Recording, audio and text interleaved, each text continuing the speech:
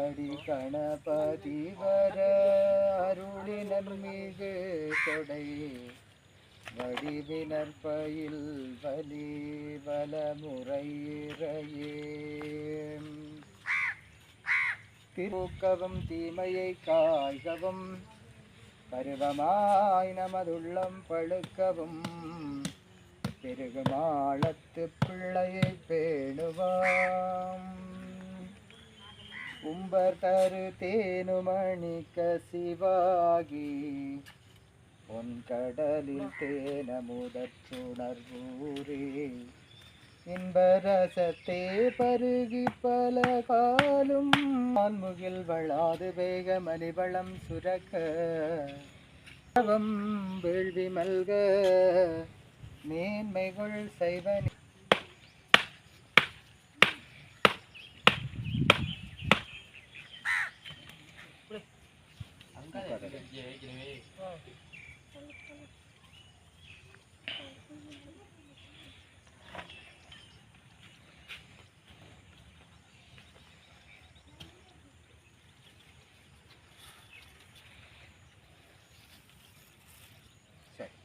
சரி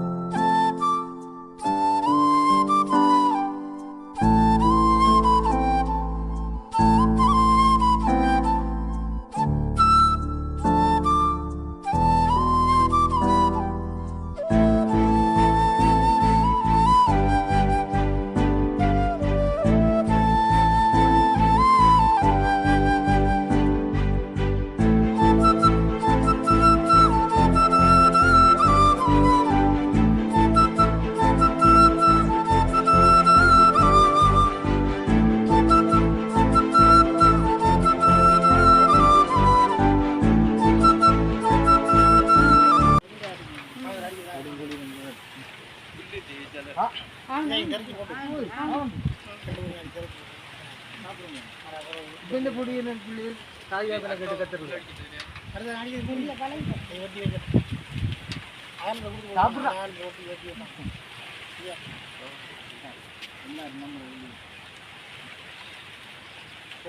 4 பிள்ளைகள்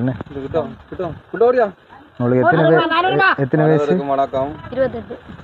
இன்றைக்கு வந்து லண்டனில் வசித்து கொண்டிருக்கும் நாதன் நிவ்யா தங்கச்சிக்கு 15வது பிறந்தநாளை முன்னிட்டு குடியேடுங்க 15வது பிறந்தநாளை முன்னிட்டு எங்களுக்கு நாங்கள் இன்றைக்கு அடிக்கல் நாட்டப்பட்டிருந்தது.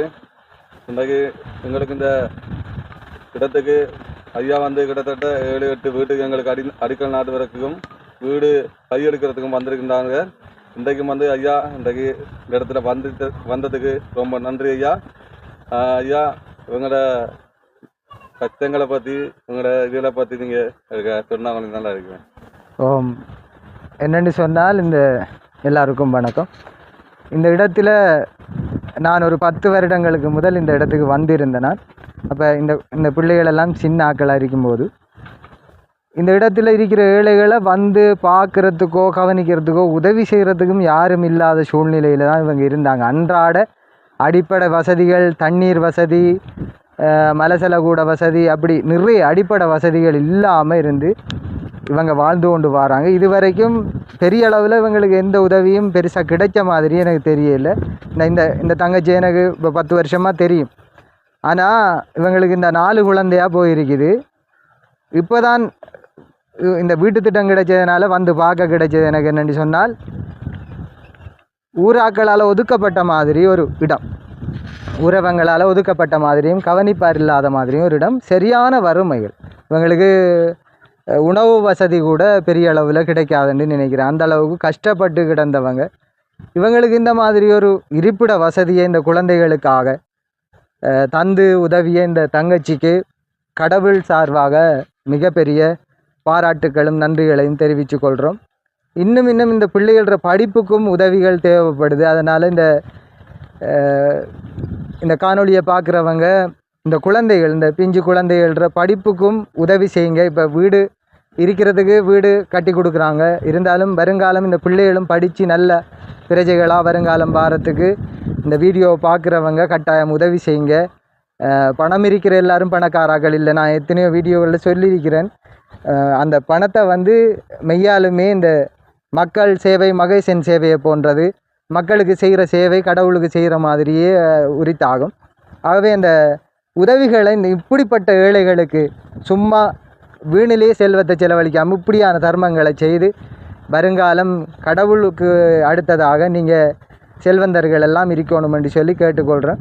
இந்த பிள்ளைகள் எல்லாரும் இந்த இடத்துல கடவுள்கிட்ட நிறைய மண்டாடி இருக்கிறேன். இவங்களோட வறுமையெல்லாம் நீங்கி இந்த குழந்தைகள் எல்லாம் படித்து நல்ல இடமாக இந்த இடம் செழிப்பாக வரணும் என்று கடவுளை மண்டாடி கேட்டுக்கொள்கிறேன். நன்றி, வணக்கம். சந்தோஷம் தானே.